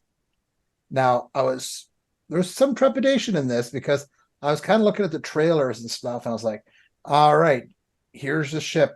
You gotta lead it. You got torpedoes, you got the missiles, Yeah, different the boats arc of your shoot different shot is things. very different. Yes. Exactly. And I was thinking, I don't know if I'm going to do it. But I thought, well, I'll download it and I'll see what it is. Um, the Having to master not only artillery and torpedoes is tough, but it's there's different weather conditions. Where with a tank, you just move forward and Hmm. shot your stuff. Hmm. Um, and there were endless games where I was last, and that's hard because with World of Tanks, I was usually always on the top. I know Hmm. I'd gotten really, and then it was just to be the last all the Hmm. time Hmm. was very discouraging. I was like, oh, I don't really like this game. But you get into the grind where you want, well, the next ship will be better. Hmm. So, so I've ground up to, I'm on level 3 now, and I've upgraded some. Now I've got a battleship, a destroyer, and a cruiser. Yeah. And I don't really use the cruiser much, but I go back and forth between the battleship and the destroyer because the destroyer is faster and Hmm. shoots torpedoes. Hmm. But one hit by anybody and you're dead kind of thing. Yeah. So the battleship can take a beating, and it's got some big ass guns. Hmm. But those Well, with the torpedoes, destroyer, you can pretend like you're in the last ship show, right? yes, Yeah. yes. Well, Nice. that's another thing that did it, because watching, the Nathan James everywhere kind of got me into thinking, I'd be cool just to drive around. If nothing else, I'd get on the boat and I just, because you can drive the boat around Hmm. through the water between islands and stuff, and the graphics are really cool. So Hmm. it was fun doing that. But I'm getting better. I've been winner twice, number one, Ooh, nice. only Nice. twice though, and I've been Yeah. last like A million times. 70,000 times. Yeah, But nice. now I'm not last usually anymore. I mean, there's been a couple of bad games where I was like second last, but never Hmm. last. It's usually when I'm trying something. It's like I go, okay, Experimentation often leads to yes, failure. Yes. yes, because I'll be like, Yeah. well, I'm going to take the destroyer and I'm going to run up the middle and I'm going to try to go for the, because there's aircraft carriers as well, and they have Hmm. planes that come off. Oh. So I go, if I, with a destroyer being fast, if you zoom and try to get through everybody, the carrier's kind of limited in what it can do to you. So if I can come Hmm. up alongside it, I can fire off a salvo of torpedoes. But that's Hmm. never really worked out that that well for me yet. I have You, gotten to the you don't carrier. say they don't let you just come and rampage on their aircraft carrier. Yeah. No, usually I'll because I'll get through them using my speed, or I hide around an island and then I go Hmm. zooming out towards it. But a battleship can like literally turn its guns around, even though I've passed it and it's going the other way. Once it Hmm. spots me, it'll take a bit for it because it's kind of slow, but it'll turn all its armaments around and then it'll shoot backwards. And it can Right. go all the way across the map, Yeah. and then I just like blow up. Yeah. Yeah. So, Yeah. but I've learned you got to keep moving. And if I'm being chased, I zigzag a lot now because it's Hmm. hard for them to get like a bearing on me. Serpentine. Serpentine. Yeah, Yeah. yeah. So I'm learning different techniques. But then I'll go, all right, well, battleship, I'm gonna back it up. I'm not gonna go forward. I'm gonna back it up. But then you get people going, help me, using their little signs they got, because you can Hmm. click on a thing and it's like, Yeah. It's just like in then World of Tanks, right? Yeah. Yeah. yeah, or if they send you mean messages, you know, oh, I was being attacked. Well, you ran out front. What do you what do you want from me? I'm slow. I Nice. wouldn't even caught up there anyways. You're in a cruiser. But I back up and then I wait to see where the enemy come. And then I decide which way to go. Hmm. So I've done that. Doesn't make everybody on my team happy because they want me like right up there with them. Hmm. But the thing is, if I go right up there, everybody's going for the battleship Yeah. because They're it's going to the focus big ship. fire to get the Yeah, battleship down. Right. exactly. Yeah. Everyone wants to get that out. So I go up there and I'm the target right away. If I stay back a bit, wait till things kind of pan out, and we're much better if I, because I'm better not going forward, but if I turn to the side, because then I can shoot salvos more my Hmm. guns from the Hmm. side, where I'm limited if I'm forward or back. Right. So Right. Right. Right. I see, but you don't like to expose your whole side because we're a big boat. Right. So to expose it, I'm not doing it until I know where the players are. Right. So I've Yeah, learned but not I to would just look imagine the you other way. have certain advantages, right? Like you probably have a range advantage, right? Where Yeah, even if you show your side, if you're far enough away, you can probably still hit them and they can't hit yeah, you, I'd imagine. yeah. Yeah, Unless it's another battleship. I've had a sure. couple run-ins where we just like basically blast each other over and over and over. Yeah, And yeah. then and you get so caught up in it, you don't think about it. But I was like, I got to learn more about the other people because I forget to look. And I'm like, if I had known that I was a level 3 and the battleship I was up against was a level 4, I Hmm. wouldn't have stuck around as much going blow to blow, because you Sure. go blow for Right. blow and it's like, well, he's going to win because he's got a better gun and probably better armor at a level up. But Hmm. I'm like, oh, I'm up against him. Let's go. Where it takes a second, hit the button, check him out, see, Yeah, oh, he's yeah. level 4. Try to get somewhere, fight him, but as you're Yeah, moving put a nice away. island between yourselves or something like Yeah, that. Yeah. yeah. But I don't know. It was fun. I mean, I said it's very. Luckily, the learning curve wasn't as bad because a lot of the buttons and stuff were very familiar, and this is Hmm. similar to World of Tanks. But Hmm. getting used to sort of the different type of weapons was a bit Hmm. much. And I mean, I shot my salvos over where I just watched them splash into water, which is very annoying, and Yeah. Oh, not I'm hit sure. any I'm sure. hit anything. But it's fun. I would So imagine they probably have to give you like a practice range or some kind of area to practice with the weapons to really get proficient at them. Because trying to figure that out in the middle of a battle is probably pretty tough. twice they give you two trials, Yeah. and that's it. They Oh probably man. make you pay. I only used one. Yeah. I just they give you there's a you go to the section and then it goes okay. There's a one if you want to like a practice thing, you get two shots at it, so Yeah. you can play game it, and it doesn't affect your XP or your money or Yeah. Yeah. no damage. So I Yeah. was like, oh, so I get two. I used one, and I was like, all right, I got the basic idea. I Yeah. said, at Nice. that point, I was like, level one. So who cares? Even if you lose, you're making money. Sure. So I didn't really care. I was driving right into other boats and stuff when I knew I was going to die. So I Rampage. was Yeah. testing the waters, so to Yeah. speak. Nice. But yeah, it's fun. Well, you said you've played it before, haven't you? Yeah, I played it a little bit when it first came out because that one's been around for a minute. Yeah. And I definitely found it enjoyable, but for me, the problem I ran into was some of the ranges get so extreme that like some of the distances that things are from you make them really tough to spot and Yeah. see. And so like I actually find that one a little more challenging visually to play than say something like World of Tanks. Yeah. Because with World of Tanks, right, you get so much zoom on your turret, Yeah. right? You can really Yeah. spot things from quite a ways away. Uh, Yeah. so yeah, but yeah, I like that one. It was enjoyable. I would probably come back to that at some point if I ever felt like the nautical itch. Yeah. Yeah. Yeah, good times. What about you? Did you play anything exciting or new this month? Oh yeah, yeah. I'm always trying out new things. That's kind of my MO when it comes to games, right? Like there's definitely classics that I come back to repeatedly. But I usually am good for like one or two new things a month in any given year because I always just like to kind of keep my pulse on what's going on with gaming. Right. So I have actually been playing the sequel to For the King, which is For the King 2.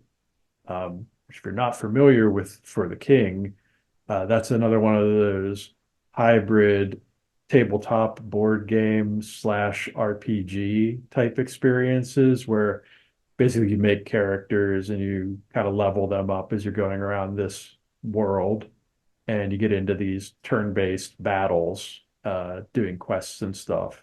And it's kind of got like a medieval kind of low fantasy kind of motif or setting, right? So there's magic, but there's also things like bards, using like music and stuff to battle with. So it's kind of got like this, Okay. it's kind of like a quirky combat system where it's, you have swords and shields and arrows and those sorts of things, but there's also like some quirky magic stuff in there as well. Because it's a fantasy world, but it's not like super high fantasy. It's more like Yeah. down and dirty, kind of earthy, gritty fantasy. Um, so there's a lot of like herbalism, so you drink potions and stuff to get your health back or to get like extra points to spend to like improve the likelihood of your shots hitting and stuff like that. Um, but basically the idea of the game is that it's a little bit of a roguelike in the sense that you're probably not going to beat the game the first time you play through it because there's certain things you're just not going to know about in terms of like how some of the boss fights work and how some of the mechanics work. So the idea is like you just get as far as you can and then you die and learn, as I'm often fond of Yeah. saying, and sort of apply that knowledge to your next go around. And also you earn these like lore books as you play that let you unlock things. So like additional weapons or additional like locations on the map that you can visit and get bonuses from and stuff like that. So basically, like each time you play through the game, you're getting more stuff as a result of doing these unlocks that are going to make it more and more likely that you're going to succeed. And so that's kind of like the hook of like the live, die, repeat kind of cycle of these sorts of Right. games. And one of the things that's cool about For the King is that they actually let you play cooperatively if you want to. So in the first game, you could play up to 3 players cooperatively. And in this new one, you can do actually up to 4 players. So I've been playing with some friends, kind of going through it. We've already wiped a few times where we just completely died and had to start over. Um, but we've kind of got our first like substantive playthrough going, right? Where we're a few hours into the game now, and have like gotten past some of the stuff that was killing us previously, and have kind of figured out the mechanics of the game a little better, and Right. kind of have a better handle on it now. So it's fun. It's a good time. If you enjoyed the first one, you'll almost certainly enjoy this one because it's just sort of like a bigger, better version of that previous game in a lot of ways. And even if you've never played a game like that, uh, if you're at all into strategy games or role playing games or tabletop board games or any of the things that are sort of like, the hybrid bits and pieces of what this game is, you'd almost certainly enjoy it because it's very well made. They obviously put a lot of effort into it.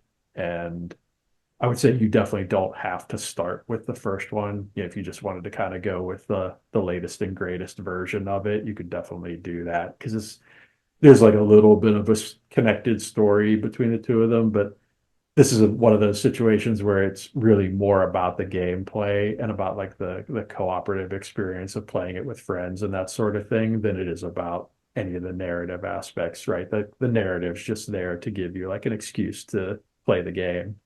Right.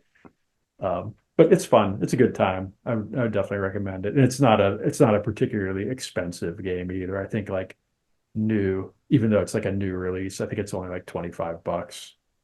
So not a big like monetary investment to give it a go. Yeah. Funny. Last episode, I know I'm going to get this wrong. You were talking about, I was going to say the Stanley Cubicle, but it's not the The Stanley Stanley Cubicle. Parable. Stanley Parable. Yeah, It, yeah. I was thinking cubicle because of The Office. I was like, "Why?" I know that's wrong. But my son Close and I enough. were looking, watching videos of gameplay Oh, on okay. it Yeah, because I yeah. asked him. I said, "Have you heard of this? The Stanley, what's it again? Principle Stanley Parable. Parable. Kind of Yeah. even get it right when you just said it. Yeah, yeah. Stanley Parable." But anyways, we watched it. But I guess the person who was playing was basically just listening to the narrator Mm-hmm. because he would Oh, get okay. up, he went, So they and I didn't was do like, any of the crazy stuff. Yeah, yeah. And then we got yeah. called for dinner, but it was like he was when it ended, he was at I don't know, he'd from this office building, he was all of a sudden this place where it was like full of like some kind of weird machinery, Mm-hmm. something, and I was just like, what?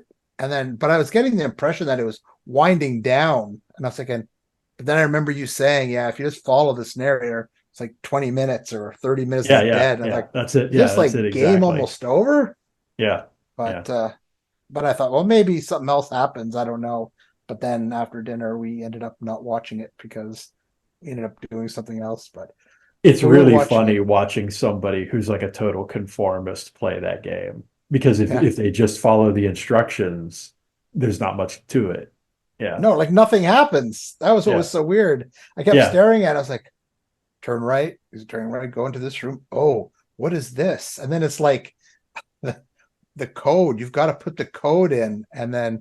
Hmm. And then it gives you the code and goes, luckily, uh he Stanley remembered the code or something. I was Yeah, like, yeah, beat it yeah. right away. And I was like, so it was kind of funny, but Yeah, anyway, that's part of the joke, right? Yeah, yeah, that's definitely part of the joke.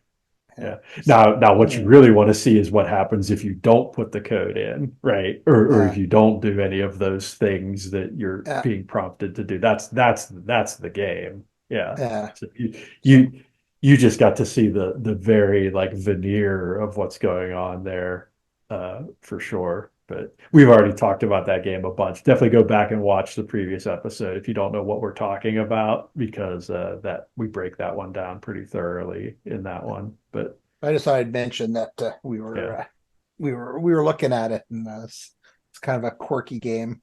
it's so much better to actually play it Like, yourself, because yeah, the disconnect of watching somebody else play it is you don't get the experience of actually doing any of the things, right? right, Because it's that agency that you feel when you're the one with the controller in your hand and you're yeah, actually doing the stuff or not doing it, makes it feel completely different than just watching somebody else do it. It's you'll never get like the proper experience just watching a video of it, I would say. Um, yeah, because the person who's playing it is never going to do exactly what you would have done if you were yeah, actually controlling it, right? So yeah, you're never going to see it in exactly the same way. yeah. And um when you're playing it too, if you're having to make the decisions, there's it's more too because you're like going, all right, well, if I do this, because it's making you think because you're controlling it, you're like, do I follow this? So it yeah, throws you more into the game. yeah, it's But much more of an engaging experience when you're yeah, the one doing it. Yeah. um just yeah, I'd good throw that times. in there.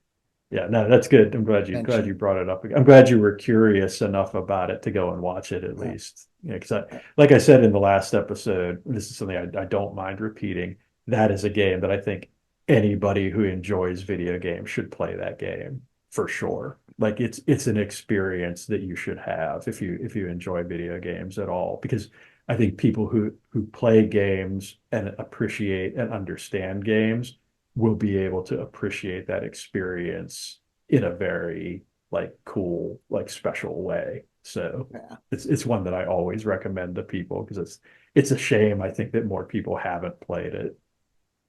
Yeah. The only Um, thing I with it to me was like, okay, well, there's this problem and this problem. I said, well, if it was me, I would just get my warship, send a few missiles right yeah. through the building, and then once the rubble was there, I'd send my tanks in and crush the rest out. So, Hmm. I mean, that's how I roll. Yeah, yeah, yeah. Well, and that's the interesting part about it is how most games do put a gun in your hand, right? And let you Yeah, solve problems with guns and missiles and stuff like that, right? And so that's another interesting kind of commentary that you get out of the Stanley Parable is how do you make a game that's not about just shooting things or like, shooting your way out of it. Yeah, using violence to solve your yeah, problems or yeah, whatever. Yeah. Yeah, and I think that's another thing that's great about it is the examination of all that stuff that it does and how it breaks all of that down. But anyway, we digress. Uh, yes, Good times though. Glad you're at least somewhat pursuing that. yeah. Uh, so yeah, I think that is going to bring us to the end of things. So glad you all joined us. Hope you enjoyed yourselves and we will see you next time for episode 20, which is going to be a little different than what you've become accustomed to. But you're going to We'll have be to tune adults. in. You're going to tune in to see how and why uh, next time. Goodbye Hasta la vista and such. and such. Congratulations, you just survived the post-mortem report. For more information about the show, the hosts, or the things they talked about, visit our official website at postmortemreport.com. And always remember, good posts never die.